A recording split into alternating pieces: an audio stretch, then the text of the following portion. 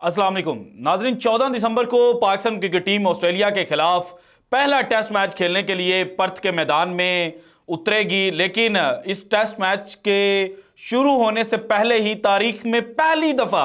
ऐसा हो रहा है कि जनाब जो ऑस्ट्रेलवी मीडिया है और ऑस्ट्रेलवी क्रिकेटर्स है वो पाकिस्तान क्रिकेट टीम के गुण गा रहे हैं। तो दूसरी जानिब पाकिस्तान टीम के जो जनाब डायरेक्टर मोहम्मद हफीज है, आज उन्होंने एक छोटी सी प्रेस टॉक की है पाकिस्तान और ऑस्ट्रेलवी मीडिया के सामने। उन्होंने कुछ बातें की हैं और इन बातों के दौरान उन्होंने जनाब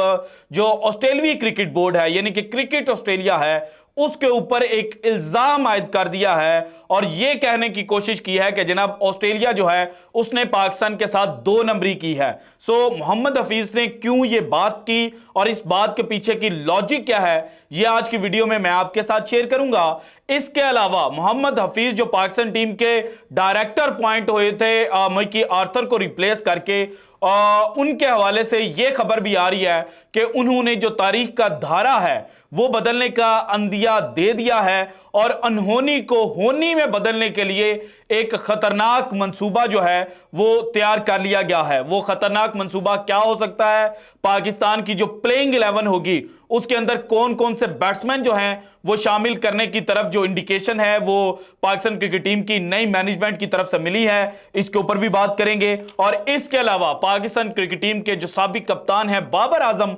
उनके हवाले से भी ये खबरें आ रही हैं कि ऑस्ट्रेलियाई टीम की जो टेस्ट प्लेइंग 11 होगी उसके जो 4 बॉलर्स हैं उन्होंने बाबर आजम के लिए कुछ पैगाम जो हैं वो जारी किए हैं और मिचेल स्टार्क का जो पैगाम था वो सबसे अहम तरीन था और बाबर आजम को किस तरह से जनाब पाकिस्तान का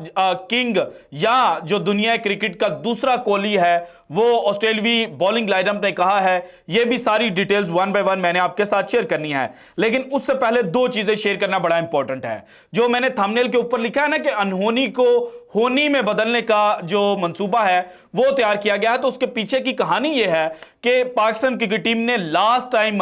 कोई टेस्ट सीरीज जीतना तो दूर की बात है, जो टेस्ट मैच ऑस्ट्रेलवी सरजमीन पर जीता था ना वो 1995 के दौरे पर जीता था और उसके बाद 1999 में पाकिस्तान टीम ऑस्ट्रेलिया खेलने के लिए जाती है। वहां पर पाकिस्तान को जनाब 3 मैचेस की जो सीरीज है उसमें 3-0 से शिकस्त जो है वो मिलती है। इसके बाद 2004 में पाकिस्तान टीम जाती है और यहां पर अगेन 3 टेस्ट मैचेस की जो सीरीज है वो 3-0 से ऑस्ट्रेलिया अपने नाम कर लेता है। फिर 2009 में पाकिस्तान क्रिकेट टीम जो है वो ऑस्ट्रेलिया खेलने के लिए जाती है, यहां पर अगेन 3-0 से जो ऑस्ट्रेलिया है वो पाकिस्तान को शिकस्त दे देता है। फिर 2016 में पाकिस्तान 3 टेस्ट मैचेस खेलने के लिए ऑस्ट्रेलिया जाता है और 2016 में अगेन पाकिस्तान जो है उसको 3-0 से शिकस्त जो है वो भुगतनी पड़ती है। इसके बाद 2019 में पाकिस्तान टीम जो है वो ऑस्ट्रेलिया खेलने के लिए जाती है। 2 टेस्ट मैचेस की ये सीरीज होती है और दोनों टेस्ट मैचेस में पाकिस्तान जो है उसको बड़ी बुरी तरह से शिकस्त मिलती है। सो अब 2023 में पाकिस्तान क्रिकेट टीम के पास ऐसा क्या है कि पाकिस्तान जनाब जो पिछली 5 सीरीज है जहां पर पाकिस्तान एक टेस्ट मैच भी नहीं जीत सका, वहीं पर जनाब जो मोहम्मद हफीज टीम डायरेक्टर हैं वो ये स्टेटमेंट दे रहे हैं कि जनाब हम ऑस्ट्रेलिया में ऑस्ट्रेलिया को शिकस्त देने के लिए आए हुए हैं। और अगर मोहम्मद हफीज की परफॉर्मेंस अपनी देखी जाए वर्सेस ऑस्ट्रेलिया जो एशिया में भी उन्होंने मैचेस खेले हैं उनके अंदर कोई इंतहाई शानदार परफॉर्मेंस नहीं है। और इसके अलावा मोहम्मद हफीज ने ऑस्ट्रेलिया के अंदर तो एक टेस्ट मैच जो है वो भी नहीं खेला हुआ, तो फिर मोहम्मद हफीज किस तरह से पाकिस्तान टीम को जनाब जो विनिंग पोजीशन है उसके ऊपर लेकर आ सकते हैं? इसके पीछे जो अब तक हमें इतलात मिली हैं उसके मुताबिक पाकिस्तान क्रिकेट टीम यह सोच रही है कि जनाब हम 7 जो प्रॉपर बैट्समैन हैं उनके साथ मैदान में उतरे। इनमें जो 7 बैट्समैन होंगे इनमें 6 प्रॉपर बैट्समैन और 1 विकेट कीपर बैट्समैन मोहम्मद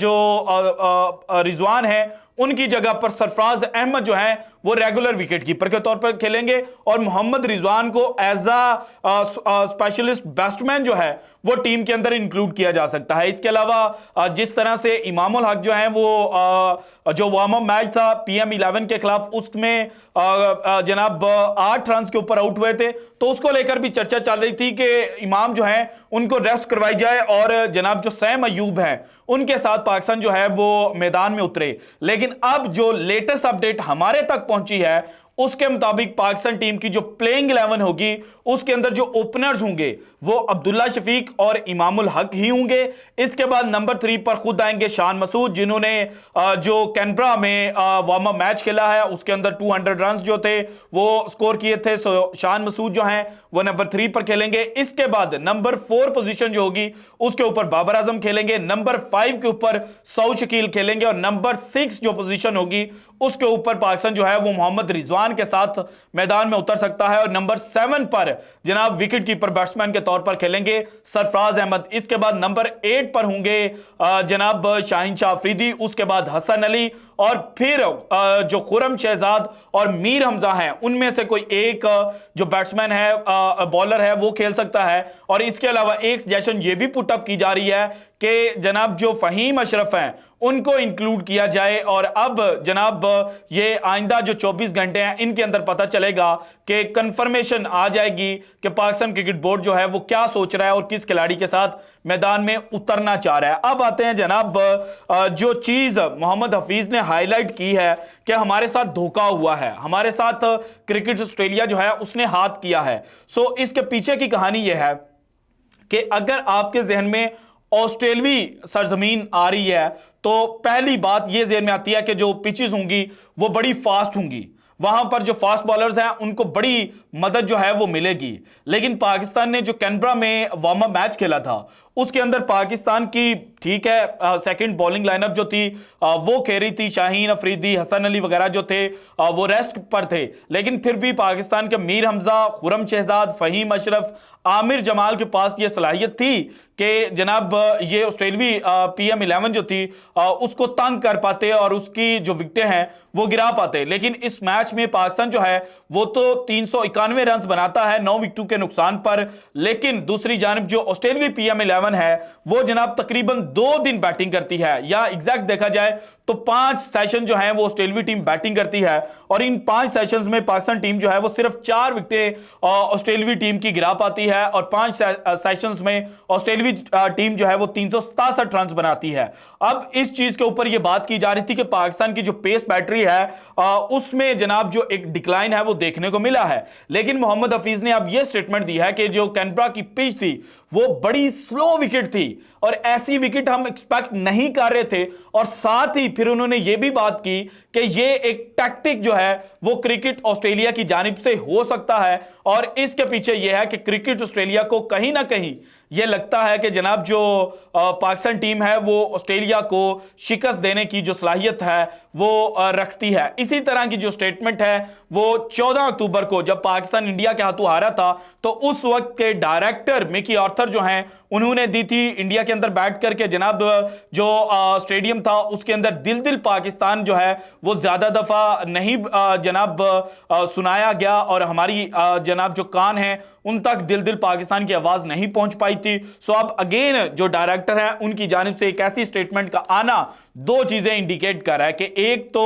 जनाब पाकिस्तान टीम जो है उसने ये सोच लिया है कि अगर हम बैकफुट के ऊपर गए तो फिर ऑस्ट्रेलवी मीडिया और ऑस्ट्रेलवी टीम जो है वो हम पर जो हैवी है वो हो जाएगी। सो इसलिए अब करना यह है कि हम ऑस्ट्रेलिया के ऊपर जो लफ्जी जंग है वो शुरू करेंगे और ऑस्ट्रेलवी टीम जो है उसको अंडर प्रेशर लाने की कोशिश करेंगे। लेकिन ऑस्ट्रेलिया के बारे में यह मशहूर है कि आप जनाब अगर इनके साथ लफ्जी जंग शुरू करते हैं तो फिर ऑस्ट्रेलवी टीम जो है वो जनाब प्रेशर को बेहतरीन अंदाज में हैंडल करती है और प्रेशर में जब भी ऑस्ट्रेलिया आता है तो वो अपना बेहतरीन परफॉर्मेंस जो है वो देते हैं। इसके बाद जनाब जो ऑस्ट्रेलवी टीम की बॉलिंग लाइनअप होगी पहले मैच में उनमें कप्तान पैट कमिंस होंगे, इसके बाद जॉश हेजलवुड होंगे, देन मिचेल स्टार्क होंगे और देन स्पिनर के तौर पर नेथन लायन जो हैं वो खेलते हुए नजर आएंगे। अब चारों जो इनके बॉलर्स हैं उनकी जानिब से पाकिस्तान की जो पूरी टीम है उसके हवाले से तो बात की गई, लेकिन खास तौर पर बाबर आजम को जनाब बहुत अच्छे अल्फाज जो हैं उनमें याद किया गया। पैट कमिंस की अगर स्टेटमेंट मैं आपको बताऊं तो वो कहते हैं बाबर आजम में ज्यादा कमजोरियां नहीं है, इनकी तकनीक इंतहाई मजबूत और ये ग्राउंड के चारों तरफ रन स्कोर करने की जो सलाहियत है वो रखते हैं। इसके बाद जॉश हेजलवुड जो है वो कहते हैं कि बाबर आजम एक सुपर क्लास खिलाड़ी है और ये हमेशा उम्दा परफॉर्म करता है। स्टार्टिंग डेज में ये लगता था कि बाबर आजम वनडे का अच्छा खिलाड़ी है, लेकिन with the passage of time और विद द पैसेज ऑफ